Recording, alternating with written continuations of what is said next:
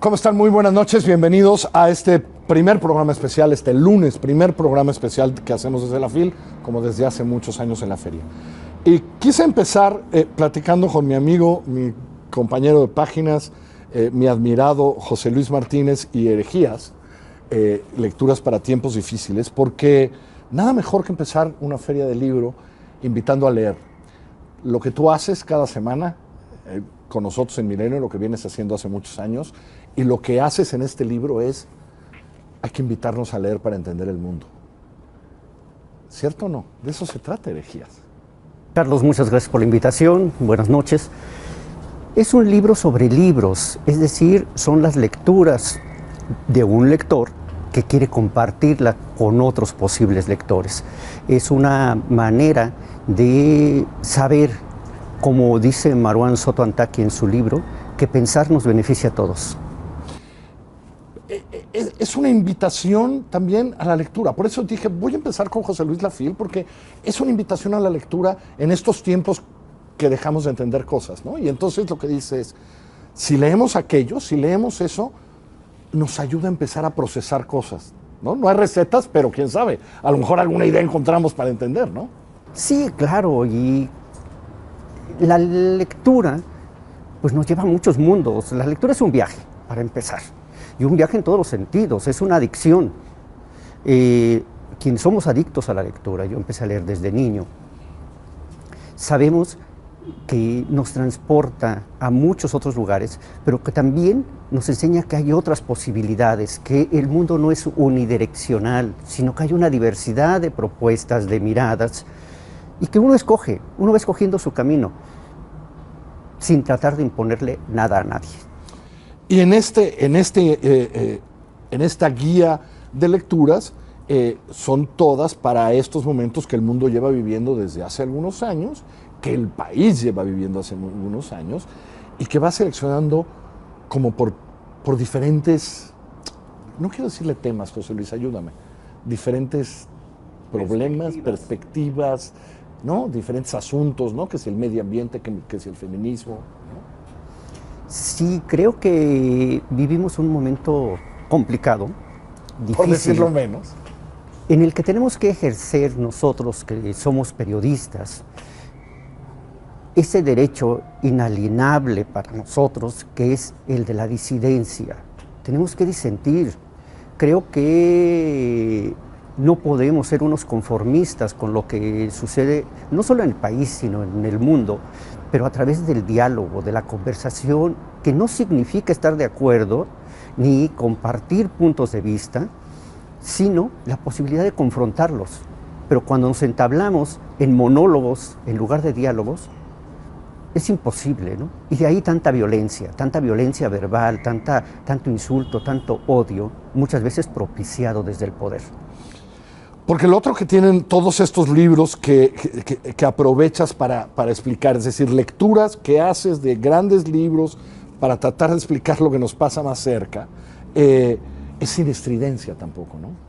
Es decir, a partir el diálogo siempre sin la estridencia, porque la estridencia a veces acaba con el otro, ¿no?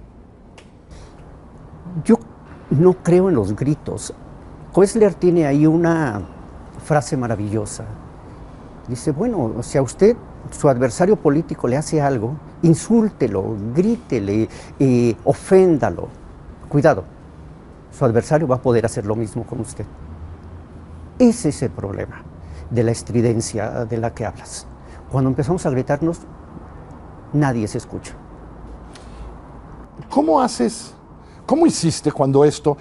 A ver, muchas de estas cosas la habías mencionado en tu columna semanal, pero todo lo reescribiste, lo rearreglaste, lo reordenaste, lo volviste a revisar. ¿Cómo fue ese proceso?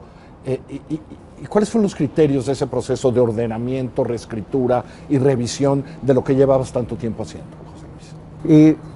En primera, quise ofrecer una vista panorámica de nuestro tiempo, con un punto de partida que para mí es ineludible, que es mi país, y con un momento que también es, que nos marca en esta época, que es el ascenso de López Obrador al poder.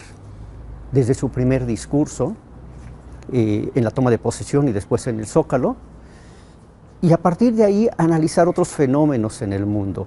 Por ejemplo, lo que sucede en Turquía, cuando dice el presidente turco, la democracia es como un tranvía. Cuando llegas a tu parada, te bajas. Es decir, la democracia es una vía para acceder al poder.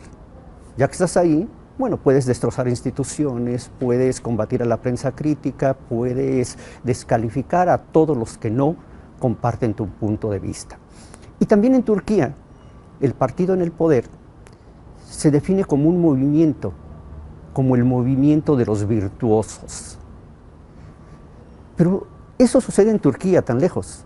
Pero sucedió en Venezuela, en Perú con Fujimori, sucede en ciertos... Bueno, ahora que lo dices, podríamos interpretar que empezaba a suceder con Trump, por lo menos en el discurso. Allá hay instituciones un poco más sólidas, pero Trump también un poco hacía lo mismo, ¿no? Ya llegamos los buenos. Claro. Y ahorita qué importa lo demás, ¿no? Pero es que esa es la ¿no? esencia del populismo. El hablar a nombre del pueblo. Y además, Hannah Arendt, es un texto que no reproduzco aquí, pero Hannah Arendt decía la forma en que peligraba la democracia estadounidense. ¿Sabes por qué?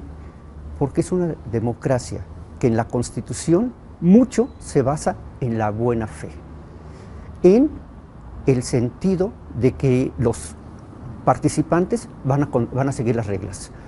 Y ella ya lo advertía, presagiaba a Trump. ¿Qué pasa cuando alguien no quiere seguir las reglas?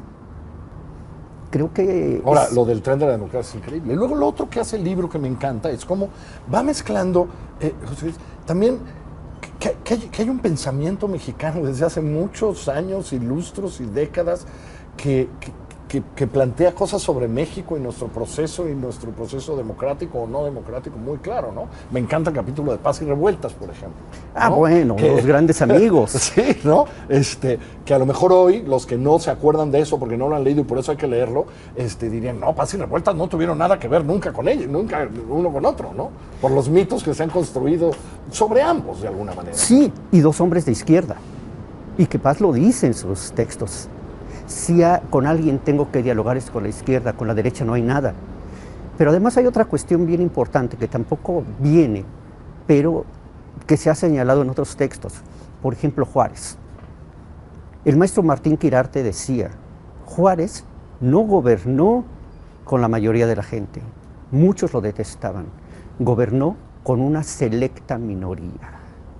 Gente inteligente, gente que era capaz de decirle, no, presidente. Y asumir actitudes propias. Y Foster lo dice, el derecho de pensar por uno mismo. Nadie tiene que pensar por mí, tengo que pensar por mí mismo. Es algo que no entiende y no comprende el poder populista. Dices tiempos difíciles. Te pondré la otra pregunta después, pero dices tiempos difíciles. Cuando revisaste aquellas columnas, cuando revisaste todos los libros, en este tiempo que eres un adicto a la lectura, pero sospecho que has dejado de leer algo de ficción por meterte a esto a tratar de entender. No sé, o sea, te veo leyendo mucho de esto, a lo mejor me ha pasado a mí de ciertas maneras, sí, ¿no? Por estos. ¿Dónde está tu optimismo, pesimismo, José Luis Martínez, después de todas las lecturas y lo que leemos todos los días de México y el mundo? Bueno, yo no soy un amargo, no, pero ¿dónde está? Después de todas las lecturas y viendo el país, ¿dónde anda tu pesimismo, optimismo respecto al futuro? Pero está en la historia. A veces pienso, si este país aguantó a Santana, se aguantó a Porfirio Díaz, se aguantó al PRI, pues podemos seguir aguantando. La cuestión es que va a haber un momento en que tenemos que pensar ya no en lo que hemos aguantado, sino en lo que podemos hacer. Y creo que eso pasa por las reglas democráticas, por las reglas institucionales, por la educación, por la ciencia y por todas esas cosas que a veces desde el poder se ven tan sospechosas, pero que son indispensables para construir una ciudadanía. Porque, ojo, hemos hablado del pueblo, no de los ciudadanos. Y el poder está en los ciudadanos. El pueblo es una abstracción, es una entelequia, que es el pueblo. Los ciudadanos son eso concreto, esas personas individuales Total. Que ejercen sus derechos, ya sea todos. Y dime una cosa, ¿tengo razón? En estos tiempos difíciles hacen que dices, hijo, esta novela está increíble, pero Me acaban de llegar 2 libros maravillosos que me ayudan a entender un poquito más lo que estamos viviendo, ¿o no? Sí, he privilegiado las lecturas políticas y sin embargo, como decía Fuentes, ¿cuánto nos alumbra la ficción? Cuando tú lees un libro como el de Juan Gabriel Vázquez, Volver la vista atrás. Volver la vista atrás. O cuando lees un libro como el de Leonardo Padura.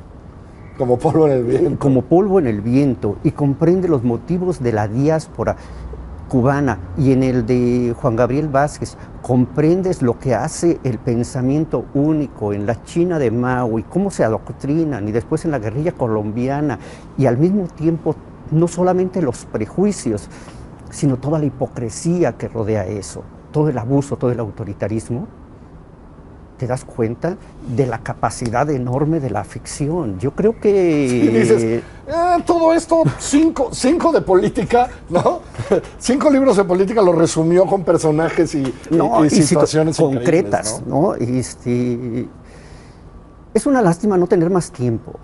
A mí me... Se los dice uno de los más grandes lectores que conozco. Imagínese, a él le falta tiempo y lo lee todo. No. Hay que leer mucha prensa en el caso nuestro.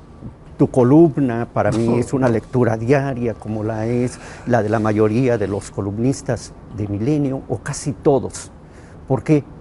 Porque decía Isaiah Berlin, hay que leer al enemigo. Es decir, tengo que leer incluso a aquellos que estoy en contra para comprenderlos, para refutarlos o para combatirlos. Así es. Se llama Herejías, lecturas para tiempos difíciles. José Luis Martínez es el hombre que hace el laberinto, que coordina la cobertura que usted debe seguir de esta FIL todos estos días para nosotros en Milenio, y que es un hombre al que yo admiro muchísimo. Póngase a leer y va a esa guía y va a agarrar cosas y va a comprar más libros. José Luis, gracias por todo. Muchas gracias a ti. Gracias. Muy buenas noches.